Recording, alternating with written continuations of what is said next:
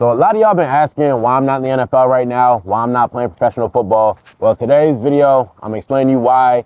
But to understand that, we got to go all the way back to my football journey from the early days, because I think it'll give you guys a lot of insight on my reasoning behind why I'm not playing right now. So I've already talked about it in past videos, but I'm just going to give a little bit more backstory on kind of my high school journey. High school, I decided to go to Don Bosco Prep, big school in Jersey. At the time, coming off a national championship, it was a high-level program. I get there, freshman year, play freshman football. I was pretty undersized, but it wasn't really a big deal, you know, for everyone's undersized as a freshman. Sophomore year, still a little bit undersized. I think I was like 5'8", 150, but I was still a hard worker, so that ended up getting me a little bit of burn, getting me a little bit of time on the field. So I'm thinking, all right, I grow a little bit more the next offseason. I get a little faster, get stronger, keep working on my craft, and junior year, I'm going to be in a great position to start. And I was pretty excited about that because we had a pretty loaded schedule that year. We were playing St. Thomas Aquinas, we were playing St. Joe's Prep from Philly. So we had some marquee games, some games that if I balled out in, I was going to get put on the map in terms of recruiting. So get to the off season, working, you know, doing my thing, doing what I always do, right? I was always one of the hardest workers on the team. Every coach could vouch for that. But unfortunately, my body wasn't really maturing the way I thought it would. I wasn't hitting the growth spurt I thought I would. And as a result, I was just physically behind some of my peers. Eventually camp rolls around, and that kind of physical difference really showed up, especially with some of the other guys I was competing against. They were just more physically ready to go than I was. And when you're playing against a schedule that has a bunch of 4 stars, a bunch of 5 stars, All-Americans, your coaches, they're, you know, at that point, it's a business thing. It's like, yo, we got to put the guys in position that we think can help us succeed. And unfortunately, I just wasn't really that guy. And looking back on it, I definitely wasn't that guy. Like, I wasn't fast enough. I wasn't physical enough. I wasn't strong enough. Just whatever it was, I just wasn't good enough to be on the field.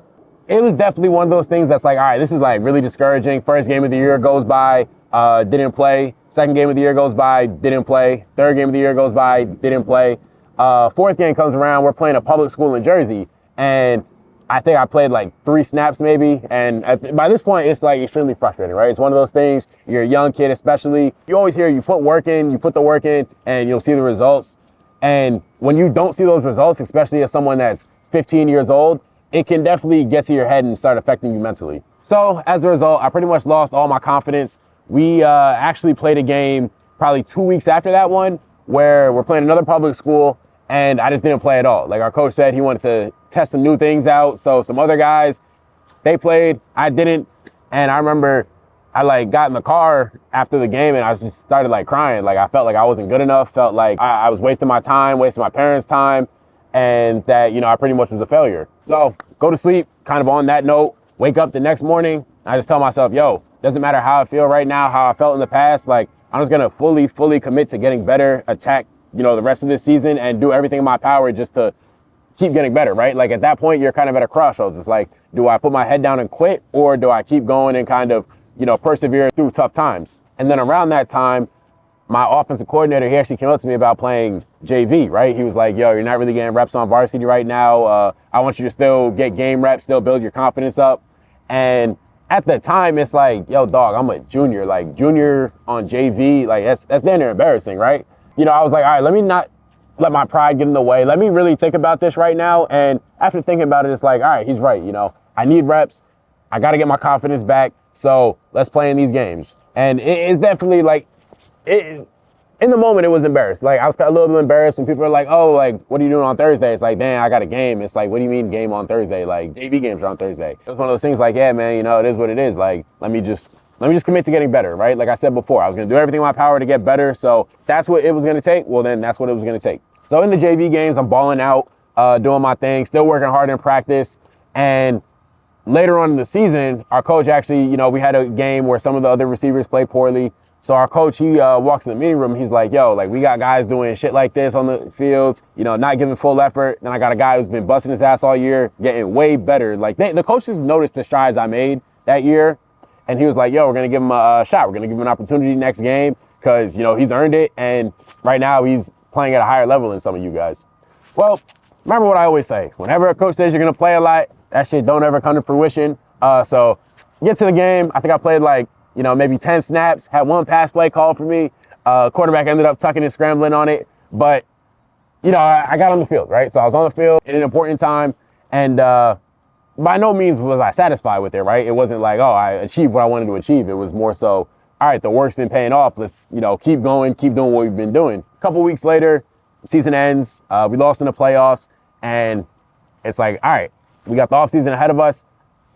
I got to really, really, really make this offseason count, right? So that offseason, I probably, like I said, I was always a hard worker, but that offseason, I took things to an entirely different level. Like the amount of work I put in that offseason, like unmatched, unparalleled. Get to camp senior year, end up in a competition, end up balling. So I'm one of the starting receivers going into the season. And this was another year where we had a marquee schedule. We were playing Bishop Gorman, we were playing Archbishop Moeller, we were playing Archbishop Rummel, and I was like, all right, you know, I might not have played this entire time before, but I have an opportunity ahead of me where if I ball out against this schedule, you know, I should be on college's radars. First game of the year comes, 8 catches, 125 yards, my first varsity start. Second game, 4 catches, 90 yards. So I'm doing my thing. The work I put in, it was paying off. And I was, you know, feeling real confident, feeling real good about things. So fast forward through the rest of the season, I was the team's leading receiver. We ended up winning the state championship. And we're at the end of the year, and that's when signing day's coming up. So a lot of guys, they're committing, they're getting their last little batch of offers. And I'm kind of there still waiting for something to materialize. And what a lot of college coaches ended up telling me was, if this were your junior year, that would have been perfect, but you really only have 1 year of film. You're not a physical freak. So it's going to, you know, be hard for you to get an offer this late in the process. And after hearing that, it was kind of like, all right, I feel like, 1, I'm pretty young. 2, I only really had 1 year of experience under my belt. I think it's time for me to go a direction that can kind of change those things. So I ended up talking to my parents, talking to my coaches, and did a post-grad year. So the summer in between my senior year and my post-grad year, going to a bunch of camps, doing a bunch of combines and stuff like that, and getting good, positive feedback from coaches. They're saying, yo, we love your game. We love how you're playing. You know, we want to see a couple more games from your post-grad year, but I felt like I was in good shape to finally get that offer. Oh, and at this time, so y'all know me now. Y'all know I'm a DB training, safety, corner, all that stuff. Back then, I was a receiver, so wasn't thinking about defense at all. Hated defense. Wasn't even, you know, couldn't even really backpedal for real. So the school I did a post-grad year at was Rosemary Hall in Connecticut. And when I get to camp there, they actually told me, they were like, yo, we want you to play corner as well.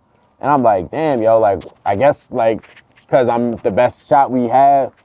And I'm like, I mean, I guess I don't really love it. Like, I'll do it because to help the team out. But in my head, I'm like, yo, I'm fully a receiver. I'm talking to colleges as a receiver, trying to get offers as a receiver. And it's one of those things where it's like, all right, you know, sometimes you don't know what's best for you until after the fact. And that's exactly what this was. Because the first game of the year, we were actually playing a team that had a Michigan commit at receiver, a Notre Dame commit at running back receiver, Boston College commits. They had a bunch of commits all over the field. And I ended up being the best player that game, like best player. And what's funny was it wasn't even at receiver at all. I think I had like 1, maybe 2 catches. No, for the most part, had a kick return for a touchdown, had an interception, like 2 pass breakups. So yeah, after that game, it was like, damn, yo, wait, this kid can ball at corner on defense. So you guys know how it goes. Throughout the year, college coaches, they're rolling in, and they're all asking about me at corner. They're like, yo, this is a guy who kind of has average measurables at receiver. Like I was 6 feet, probably 180 pounds, running a 4.6. At corner, 6 feet. That's a lot more. It's a lot more ideal, a lot more what coaches are looking for than receiver. So coaches, they're coming in talking to me as a corner, and after a while, I'm like, hey man, I want to play at the next level. That's always been the goal. It never really occurred to me that it would be at corner, but in the moment, it's like, yo, it doesn't really matter where. Like, I'm trying to like just have an opportunity, have a shot. But the only thing about kind of switching positions essentially is now I only had 1 year of film at corner, which was kind of the whole reason I was at prep school in the first place. But I will say the schools that I was talking to as a corner were way different than schools I was talking to as a receiver. So as a receiver, it was like kind of low-level FCS schools. As a corner, now I was starting to get into the higher tier FCS, lower tier FBS, and then there were even some P5 schools talking to me about being a preferred walk-on. by the time the end of the season rolled around and it was time to start really trying to figure out where I was going to go to college, I kind of had it in my head there were like two paths I could take. I go to a smaller school and kind of be in a position to play earlier, or I go to one of the bigger schools talking to me, and while it's probably going to be a more difficult path to playing time, while there's a chance I don't play at all, I felt at the time that, you know, if I go there, if I develop, if I, you know, grind the way I did all throughout high school, I think I'll be able to get on the field. And I think the biggest determining factor for me was if I went somewhere smaller, played right away, would I ever look back later on in life and think to myself, yo, what if I went to a bigger school, walked on, ended up kind of making a name for myself, getting in the field and playing there? And that thought process of I don't want to feel regret later on in life is kind of what pushed me down the path of being a preferred walk-on. So in the end, the two schools that I was deciding between was Northwestern and Michigan. And in the final decision, it was kind of the same thought process that even led me down the path of being a preferred walk-on in the first place, which was, if I go to Northwestern and play, that's great, but will I ever think like, yo, what if I went to Michigan and played? I was kind of always the type of person, right? I'm believing myself fully, will always bet on myself. And I was like, you know what? I've been betting on myself all the way up to this point. Let's do it again. Let's go to Michigan. So I actually have a whole video dedicated to my time at Michigan and what led me to transfer. I'm gonna touch on it real quick, but if you wanna watch the full video, click up here. But for the most part, when you're a walk-on at a big school, you're always gonna have 4 or 5 stars coming down the pipeline, and it's gonna be hard for you to really establish yourself, right? Like those are the guys, the coaches that they're investing in really. Those are the guys the coaches want on the field. So, you know, it was definitely like an up and down type of thing, but I ended up working my way up the depth chart, getting onto the field, playing in like actual games, actual meaningful snaps. And by the time I finished my senior year, we had a new defensive staff come in, and essentially what happened was I got COVID at the beginning of spring ball, missed all that entire period, and kind of thought to myself, like, you know, I could try and come back, fight at the depth chart again, but it's going to be even more of an uphill climb now with a new staff, missing all this time. So I think it's probably best for me to just hit the portal. And actually, I talked about my process being in the transfer portal, so if you want to watch that, click up here. But essentially, you know, it's kind of like high school recruiting. You have some schools talk to you, some coaches kind of lead you to thinking you're going to get an offer, and it never materializes. But eventually, Utah State coaches reached out to me, was talking to them, felt comfortable with them, wanted to hurry them get out the portal, right? You hear all those stories about guys getting stuck. Did not want that to be me, so they gave me the offer. A couple days later, went ahead and committed. So when I get to Utah State, coaches, obviously, when the transfer comes in, they're not just going to tell him, like, yo, you're starting right away. Or most coaches aren't going to say you're starting right away, right? So he was like, yo, you're not going to start right away. You're going to be with the threes to start camp. And then, you know, if you work your way up, you work your way up. I worked my way up pretty quick. Ended up being in the rotation going into the first game. Then one of the starters got hurt. So the next game, I ended up being the starter, which was actually my first start in college ever, my 5th year. Definitely one of those things to look back on, like, you know, in the moment, I wasn't really thinking too much of it. I was just thinking, yo, I got a game to play. But looking back, it's like, that was definitely a milestone kind of achievement, because not everyone starts in college, let alone like a FBS school. But we're going through the season. I'm doing my thing, right? I'm doing well on the field. One thing I will say about being in Michigan, especially being a preferred walk-on, was you don't really have a ton of confidence, especially because you feel like any mistake you make, you're in jeopardy of, you know, being off the depth chart, getting taken off the field. So at Utah State, that first season, early on, like I would say I was playing with a little lack of confidence, but as the season kind of went along, I started developing more and more of it as I saw myself making more and more plays. And by the end of the year, I was just playing fully confident, doing my thing. We ended up winning the conference championship, finished 11-3, winning the LA Bowl. And it was like, you know, I was feeling good, right? And what's funny is going into the season, I was like, yo, I'm really trying to play one season here, dip off, go to the league, right? But that first half of the year, wasn't really playing with a ton of confidence, like I said, and I just wasn't in a position where it made sense to leave, right? Like sometimes you can make a decision that in the moment you think is the right one, but when you like take a step back and look at it from the bigger picture, you realize like, all right, you know, probably not thinking the right way about this. So I was like, okay, you know, I'll be coming back for my 6th year. I'm old as hell now, seen it all, been through everything, but you know, I feel like all that experience, it'll pay off this year. And that shit definitely paid off, because that 2022 season, like probably my best season ever in my life, between high school, Pop Warner, college, like best season by far. And what's funny about it is, I think my coaches, for one, they could tell that I had more confidence in myself, more confidence just to be a vocal leader, be someone who trusted himself to make plays. And the NFL noticed too, because scouts were coming in, and one of my coaches actually said at the beginning of the year, they weren't really asking about me. Like, I was kind of like the throw-in mention to them. And by the end of the year, they were coming in, like, asking specifically about me.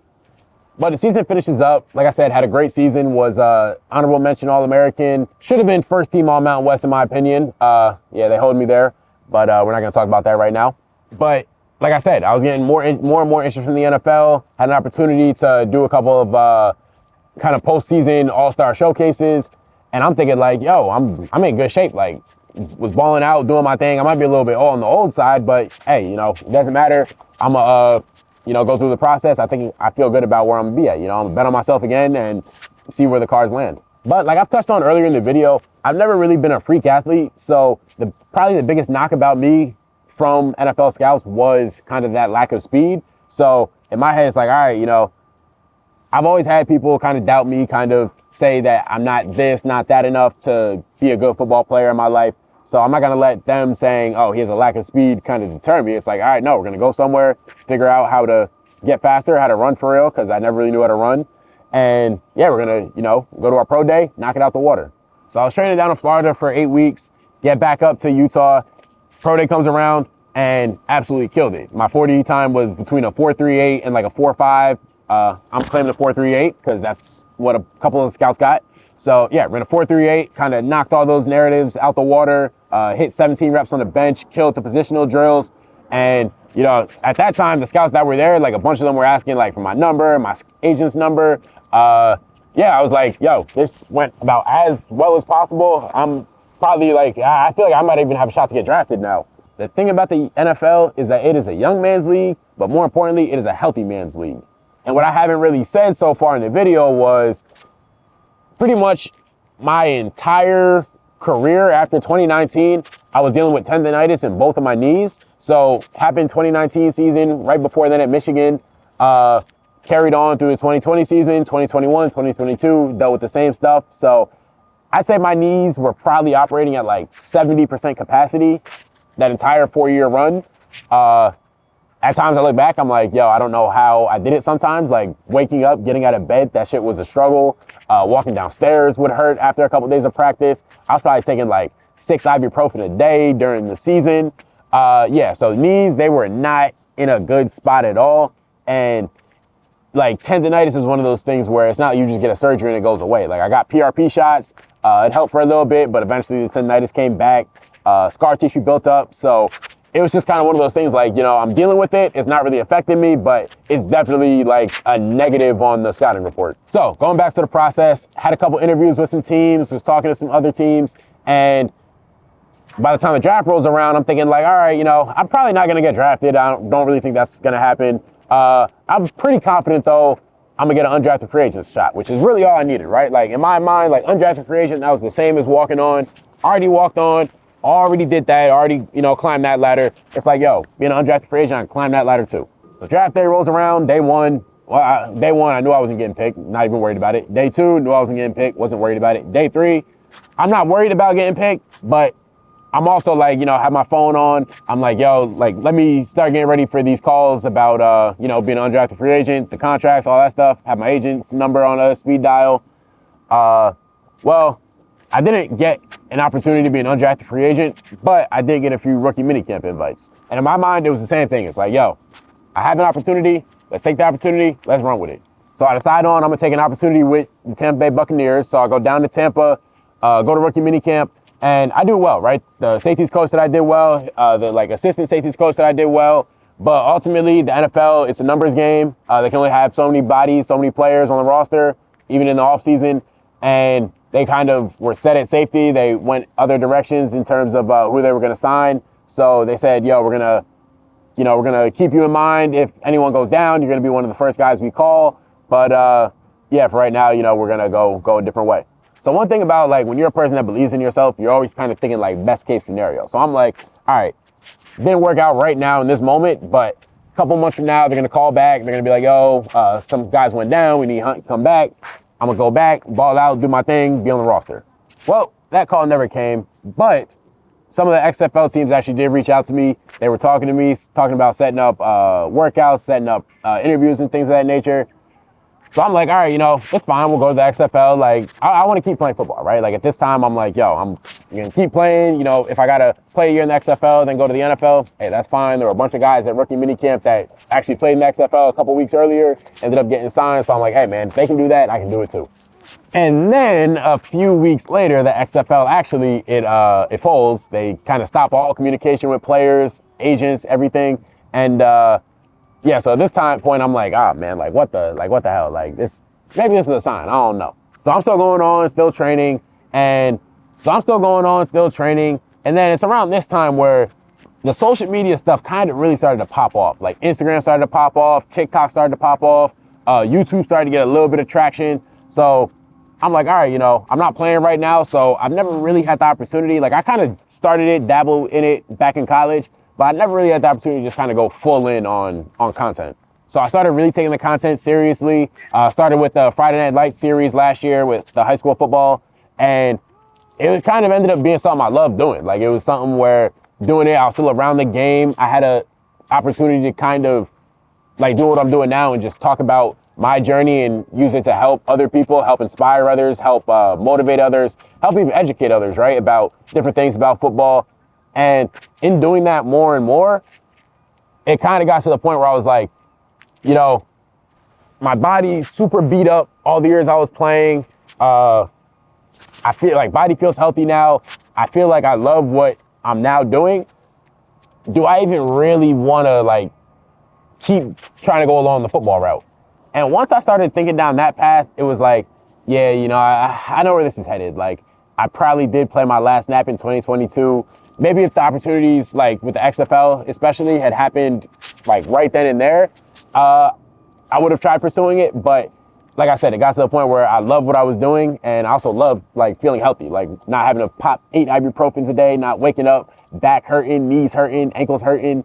So yeah, it was kind of like, all right, let's keep doing the content stuff and kind of make that the forefront. So this is actually the first time me saying it, but yes, I am officially retired from playing football. I think another thing that really helped that decision was when I look back on my career, especially, I realized where I was and how far I reached, the heights I reached. And if you had told people back when I was in high school, yo, he's going to be a guy, going to be an All-American in college, have an opportunity to be in the NFL, they would have laughed at you, laughed at me too. So once I really kind of put everything into perspective, it was like, yo, one of my biggest motivators was proving people wrong. I did that. One of my biggest motivators was proving myself right. I did that. And once I kind of thought about it that way, it was like, I don't really have anything left to gain from playing football. It's not like if I stop now, I'm not going to feel like I gave up. I'm not going to feel like I stopped because things got tough. It's going to be, I'm completely satisfied with how the journey went, how the story went. So yeah, let's kind of end that chapter and start the next one. So I'm not going to say it's I'm done with football because obviously everything I do, as you guys see, is around football. But we're going to, kind of enter a new chapter of things. So like I said before, we got the content stuff going. That's going to be going crazy. Y'all been showing mad love to that. Keep supporting it. Like, share, comment, subscribe. You feel me? We're going to keep running it up. But yeah, man, done playing, but certainly not done with football.